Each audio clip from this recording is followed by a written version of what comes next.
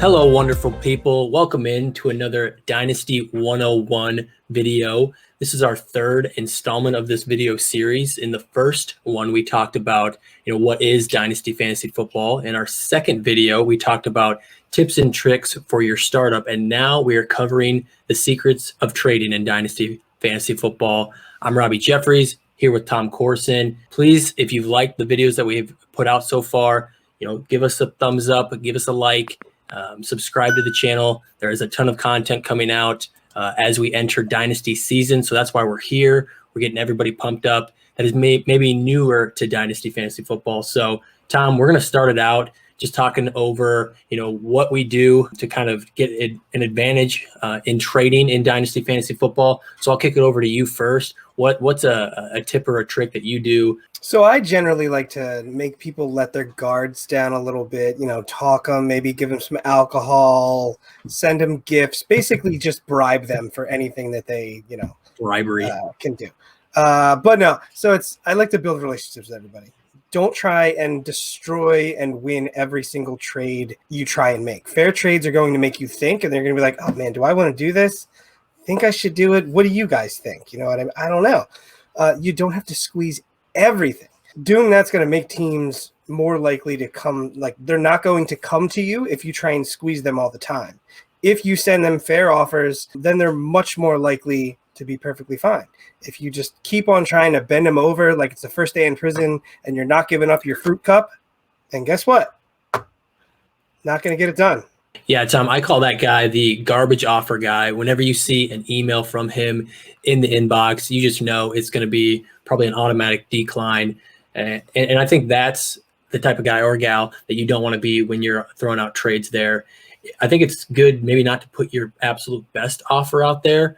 I think it's good to put something that's very fair. It's something that helps their team and your team. But I think there's always good to have some room for negotiation, because you got to understand on that person's end, they might always try and negotiate just a little bit more too. So I don't know if that's your strategy to do the best offer right away, or do you like to kind of go somewhere right in the middle? That's a very interesting thing, because it's going to vary with me. If I'm going after a stud and it's going to be, a 2-for-1 with picks involved, and I'm trying to get Christian McCaffrey or something, I'm not going to leave a lot of room for you to throw counters at me. If you're going after a stud, you need to start like high enough to get somebody's attention and say, okay, he's serious. I've found to be really advantageous is reaching out to that player. I would DM the individual I'm trying to trade with and just kind of get a feel for if I'm trying to get a player on their team, just ask them, just kind of start a dialogue. I think is always good. Some people just throw cold offers, and I think that strategy works sometimes, but I also think you talked about building relationships. I think the DMing and kind of chatting, maybe you're just chatting, not even about a trade first, and then you bring in the trade. I think that sometimes just like you said, creates that relationship. Tom, you talked about making sure that if you're going for a stud, you want to show them that you're serious. And I think that is all about value and how you value players compared to other studs. If you're doing picks, if you're doing multiple players for a stud. And I want to talk about some of the resources that newer Dynasty players can use to figure out what values are for different players. And so going quickly over some of these, I think it's important to look at ADP and rankings that a lot of different sites do. ADP is average draft position. So that's where is this person going in a startup? Where are they going in terms of all these other players? And so I think that's really important. And the ones I look at personally are Dynasty League Football, Fantasy Pros, and then our own, the Fantasy Authority. I'm always checking Tom's rankings and comparing them against mine and CJ's as well, and seeing, where am I lower or higher on somebody? Where can I create some value because they have this guy higher than I do? So knowing ADP, I think, is really important, as well as trade calculators. I mean, I think some people can use these too much a little bit, but I think the Dynasty 101 is a great free trade calculator, dynasty101.com. Then there's the actual Dynasty Trade Calculator, which I believe is a paid service. And then there's also Dynasty League Football. Again, they have a trade calculator as well. So the final piece I'd say to that is having kind of an inner circle of people that you trust. Like, sometimes I'll go to Tom and say, hey, Tom, what do you think about this trade? And he'll throw something back to me. Hey, what do you think about that trade? And just having someone that can give you some good feedback and will tell you honestly, hey, that's bad for your team or good for your team. I think that inner circle of confidants is really important as well. Yeah, and whenever you do that, you have to have context, because I can tell you, okay, yeah, I love that trade just for those two players, but not know anything about your team. And then you show me your team, and I'll tell you, oh man, that's going to absolutely deplete your running backs or something like that. But going to go back to my point coming up here, know your league mates, find your trends that they do. It's going to take a couple years. In the startup, you're probably going to see a little bit of a tendency. You're going to have guys that constantly want to draft vets and go for it. And then in the offseason, they might want to try for trading for vets at like a value. You're going to have the guy that's always trading the draft picks. I do that a lot, but I always wind up having first-round picks come off-season time. So that's a cool thing to remember, too. You can trade your first-round pick in the middle of the season. Doesn't mean you're not going to pick in the first round. You just have to be willing to give something up again. You brought up the trade calculator. Trade calculators are fantastic, but you have the trade calculator guy who will literally attach to you, oh, the trade calculator says this. And you're like, that's great, bud. I don't like that player. But the calculator says this. It's like, okay, Poindexter, get your calculator, go away. Put it back in your pocket square. Yeah, you always have the guy that's 2 years away. Like every year he's 2 years away, though. So like in 2020, it's 2022. And then he's not good, and then it's 2023. That guy's awesome. He's like donation. Yes. I love that guy. And I make so many trades with that guy, and that's who I give my picks to. And then I'll get another one back trading a younger guy to him because he has 8 picks, and then he's like, I don't give a shit. You can also trade for a disappointing rookie from that guy. So post-hype season, like Jalen Reagor, like this year would be an example. If you still like Jalen Reagor, that guy might be just like, I'm done with him. You know what I mean? I want another pick. Throw a second-round pick for him, and the next thing you know, you have Jalen Reagor. The guy who just won't trade because he thinks it's a waste of time to go back. The guy who will not offer you any feedback no matter how much you try. Coax him into a trade.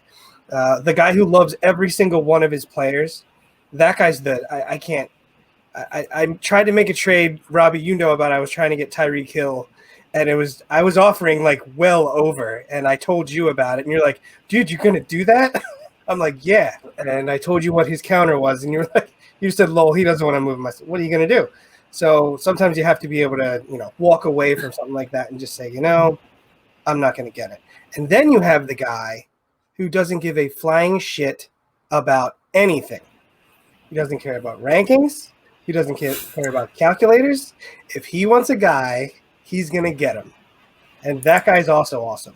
And he will screw your league up, and he will make people mad at him, and he just doesn't care. Because guess what? In his mind, he loves a guy, and he's going to do it. And he might be wrong, but it's not collusion. So this brings me to another point.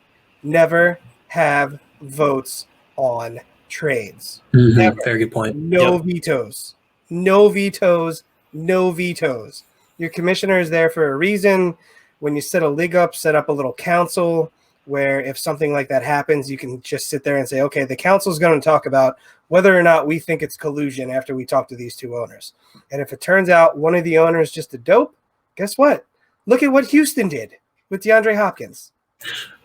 Perfect example.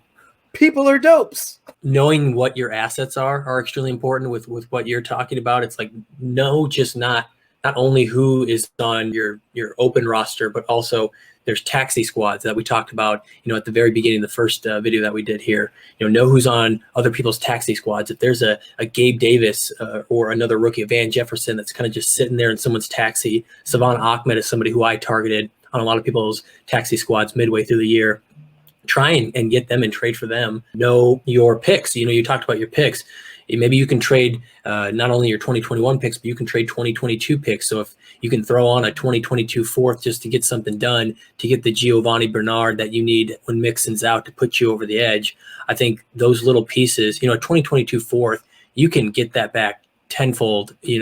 It's so far down the road. That should always be a trade commodity. So I think it's good to know all of your assets that you have available to trade and know other people's rosters as well. If somebody's deep at running back, maybe target one of their running backs because they have some flexibility there.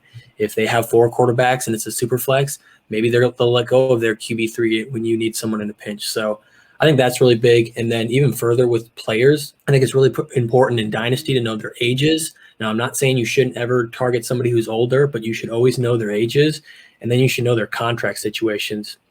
Tom, I know that we are going over free agency right now in our TFA Dino pod, and I think a lot of these contract situations, people are able to take advantage of some of these lesser known guys because they might not know that their contract is up, or they might not know that somebody's a cap casualty or something like that.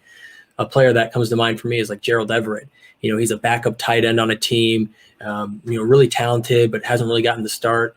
If he goes to a team like Cincinnati or New England or something like that, he could be a starting tight end and be a top 10 tight end, but people probably view him as a backup tight end. You could get him pretty cheap right now before people realize, oh, he's in a contract year. So I think that's something to know, players' ages and their contract situations.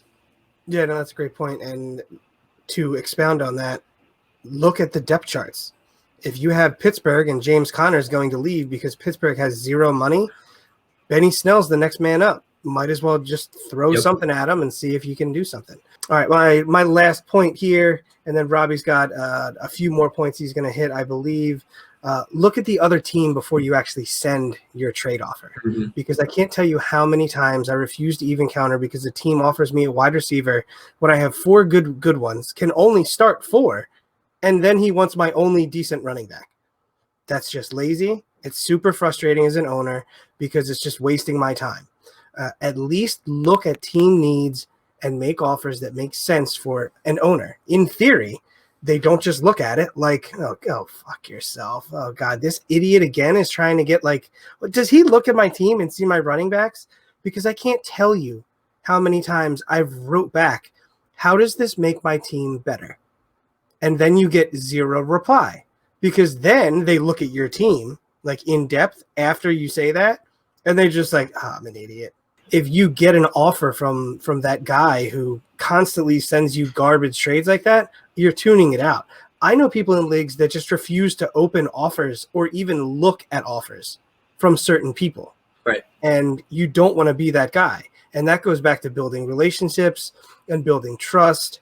And that all goes into it. My last one is just kind of be able to project how teams are going to finish. So when talking about rookie picks, if we start this 2021 season and you look at the rosters, try and project. Now, you're not going to be able to do this perfect all the time, but if this person is in a super flex and they only have 1 quarterback and they only really have 1 good wide receiver, and you can tell that they're going to be maybe a bottom half or maybe one of the lesser teams, you can probably project that their pick is going to be a top 4, 5, or 6 pick versus someone who has Mahomes and Wilson and they have a good running back core. You can probably project that they're going to be a playoff team, making a run for it. And I think that's how you can also take advantage of some value, is maybe you're flipping your late third for somebody's second, where it looks like it's just a third for a second and there's some other piece, but just because yours is going to be later and theirs is going to be earlier, you can jump basically 2 rounds with just adding another piece and you just get that many more picks. So I think it's good to kind of project.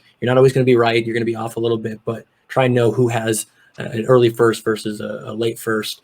I think that's an important tip. Yeah, no, and then you just know your league better if you do that. Go through, do a little power ranking thing. Throw it up there on the message board for the league. Do that. Or just, like Robby said, know what teams are going to be, bad. The best team is the team that has a ton of vets that you say, okay, all these guys are going to fall off a cliff, and he is going nowhere, and he's trying to contend. Trade with that guy. I traded with that guy before this season. I traded Ertz and Gallup and a second and got, was it Hawkinson? No, I got Gesicki, McLaurin, and a first, which at the time, Robby's like, you're going to take a hit at tight end. And I said, I don't know, because Ertz hasn't looked great. That pick, the 101. Yep. But if you do that, identify those types of owners, like Robby said, then your trades are going to work out a lot better. So there you guys have it. There's some of our tips for making good trades and just being a smart trader in Dynasty. Again, there's a lot of different resources, so make sure you check that out.